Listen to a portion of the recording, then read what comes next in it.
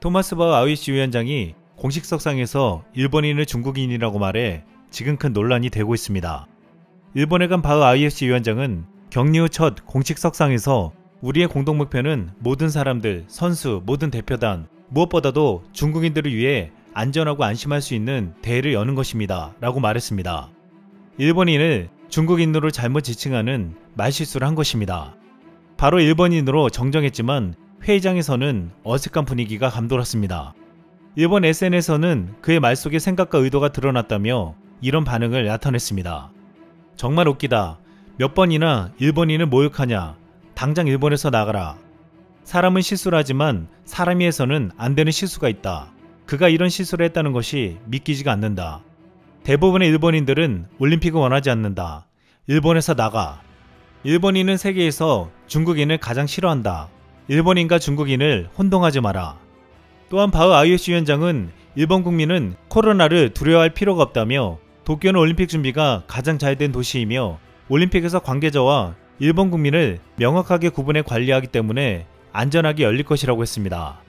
하지만 일본 국민들은 IOC가 도쿄올림픽 강행으로 막대한 중계권 수익을 챙기면서 일본에게는 사상 최대의 경제적, 정치적 손실을 떠안겼다고 비판했습니다.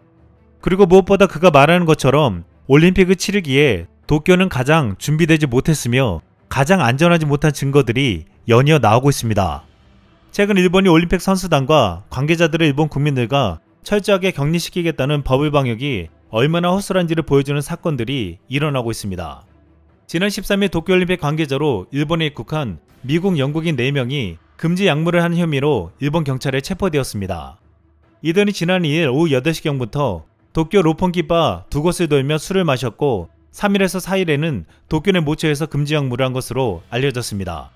이들의 술과 금지 약물을 한 기간은 도쿄도의 코로나 방역을 위한 만연 방지 등 중점 조치가 내려져 음식점과 술집 영업이 오후 8시까지만 허용된 상태였습니다. 이렇게 버블 방역에 구멍이 뚫려 있음이 드러났는데 이미 도쿄 시내에 거주하는 선수촌 근무자 2명을 비롯해 12명이 넘는 관계자가 확진 판정을 받는 등 얼마나 관리 체계가 엉망인지를 보여주고 있습니다. 이런 와중에 13일 공식 개장한 선수촌에서는 주류 반입에 이어 음식 등 택배 배달도 허용하기로 해 논란이 되고 있습니다. 니칸 스포츠는 최대 8명이 생활하는 숙소에서 메달 획득 후 음주 파티가 벌어질 가능성이 있다며 이를 일일이 감시할 방법이 없기에 음주 파티로 인해 선수촌이 감염 클러스터가 되는 최악의 상황이 생길 수 있다고 했습니다. 이 때문에 도쿄올림픽에서 메달을 따면 부상으로 델타 변이를 가지고 갈 것이라는 말까지 나왔습니다. 스가 총리는 이런 상황이 되자 긴급사태를 발령하고 주류 판매를 금지해 술집의 문을 닫으라고 했는데 사업자들이 휴업 요청에 응하지 않자 요식업자와 주류 판매업자 간의 거래를 중단을 요구하는 강력한 대책을 발표했습니다. 그러자 엄청난 반발과 비판이 쇄도하며 역풍을 맞았고 결국 14일 스가 총리는 많은 분들에게 폐를 끼친 것에 대해서 사과드린다며 고개를 숙였습니다. 도쿄올림픽 후 총선이 있기에 눈치를 보며 코로나에 대한 안전대책도 제대로 실행하지 못하고 있는 모습입니다. 지금 이 모습은 올림픽을 치르는 수장의 리더십으로 전 세계에 눈총을 받고 있습니다.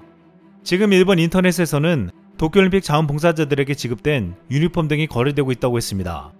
도쿄올림픽 경기장에서 활동하는 자원봉사자에게는 전용 폴로 셔츠와 바지, 신발 등이 지급되었는데 최근 이러한 지급품이 경매 사이트 야후오쿠 및 벼룩시장 어플리케이션, 메루카리 등에 나오고 있는 것입니다.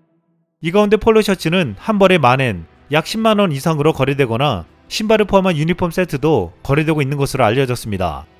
무관중으로 치르기로 하면서 수많은 자원봉사자들이 필요가 없게 되면서 지급받은 물품을 판매한 것입니다. 도쿄올림픽 자원봉사자 약관에는 지급품의 재판매 및 양도가 금지되어 있고 사태 시에 유니폼을 반납해야 합니다. 하지만 이런 규칙을 깨고 자원봉사자들은 항의하듯이 물건을 팔아치우고 있습니다. 그동안 올림픽 참석에 대한 큰 기대를 모았던 테니스 황제 페더러도 13일 도쿄올림픽에 불참한다는 소식을 전했습니다.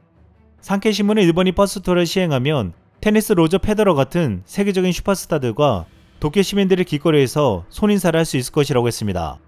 하지만 페더러의 불참으로 이러한 기대는 물거품이 되었습니다. 그런데 페더러가 안 온다고 하자 유니클로가 날벼락을 맞았다는 말이 나오고 있습니다.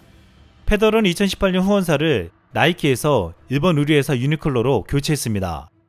이것은 일본에서 열리는 도쿄올림픽 출전에 관련한 계약 조건 때문인 것으로 알려졌습니다. 유니클로는 페더러를 후원하면서 도쿄올림픽 특수를 노렸으나 결국 페더러는 부상의 이유로 참석하지 않으며 유니클로의 계획에 찬물을 끼얹었습니다. 페더러는 공식적으로 무릎 부상 때문에 도쿄올림픽에 참석하지 못한다고 했지만 많은 이들은 그 이유가 그저 대의적인 이유일 것이라고 말했습니다. 유니클로의 계약 때문에 사신대로 말하면 거액을 배상해야 해서 핑계를 댔다는 것입니다. 진짜 이유는 실력의 겨루는 많은 세계적인 테니스 스타들이 불참을 선언했고 무엇보다 코로나 감염의 우려가 되는 도쿄올림픽에 가지 않으려 한다고 보고 있습니다. 지난 11일 유네스코는 일본에게 노골적인 경고를 날렸습니다. 일본이 군함도 등 근대 산업시설의 역사를 제대로 알리라는 유네스코의 권고를 이행하지 않았다는 것입니다. 그러자 일본 정부는 약속을 성실히 이행해왔다고 억지를 부렸습니다. 도쿄올림픽을 앞두고 유네스코가 공개에 망신을 주었음에도 정신을 차리지 못한 뻔뻔한 모습이었습니다. 이런 일본의 태도는 앞으로 유네스코가 일본을 가만히 두지 않을 것이라고 예상되고 있습니다. 그런데 유네스코는 이렇게 일본에 경고장을 날렸지만 한국에게는 극찬을 하며 높게 평가했습니다. 유네스코가 일본에게 경고장을 날리고 이틀 뒤 프랑스 파리 유네스코 본부에서는 한국 입체적 사상 전시회장에 오드레 아줄레 사무총장이 찾아왔습니다. 아줄레 사무총장은 BTS의 DNA 공연을 보며 박자에 맞춰 리듬을 탔는데 노래가 끝나자 BTS와 함께 춤을 추는 느낌이라 춤을 추지 않을 수가 없었다며 환히 웃었습니다. 이날 전시회 관람에 동행한 김덕기 유네스코 한국 대표부 대사가 지난해 BTS 콘서트가 전 세계적인 흥행을 거뒀다는 소식을 전하자 아줄레 총장은 지구상에서 BTS를 모르는 사람이 있겠느냐고 화답했습니다. 그러면서 BTS가 인종차별과 같은 사회적 이슈에 목소리를 내주면서 선한 영향력을 발휘해주는 것에 대해 유네스코 수장으로 고맙게 생각한다고 덧붙였습니다. 이렇게 한국의 문화적인 힘은 이제 유네스코에서도 인정받으며 과거 역사를 왜곡하는 일본에게도 큰 목소리를 낼 수 있는 힘을 주고 있습니다.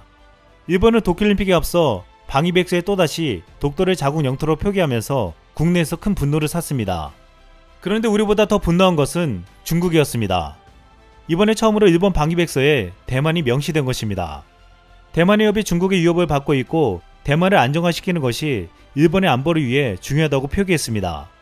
이에 중국은 일본이 대만 문제에 군사적으로 개입하거나 미국의 군사기지 역할을 할 경우 일본에게 군사 공격을 할 것이라고 폭탄 선언했습니다.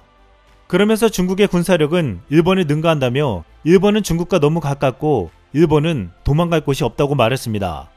여기에 대해 200만 팔로워를 거느린 중국 군사 유튜버는 일본이 중국의 대만 통일을 방해하면 핵폭탄을 사용해야 한다고 주장했습니다. 중국은 일본의 한정에 세계 핵무기를 사용하지 않겠다는 다짐의 예외를 삼아 일본과 세계 각국에 엄중 경고해야 한다며 일본이 대만 통일을 포함해 중국의 국내 사무에 간섭한다면 무조건 투항할 때까지 계속 핵무기를 사용하겠다. 이때 다오이다오와 오키나와를 돌려받거나 독립시켜야 한다고 말했습니다. 중국과 일본은 그 어느 때보다 강하게 충돌하며 서로를 자극하고 있습니다. 이 같은 상황이 되자 한 국내 네티즌은 이렇게 말했습니다. 지구의 암덩어리들 두 국가가 싸우고 망해준다면 지구에 평화가 올 듯. 이상 쓸멍이었습니다.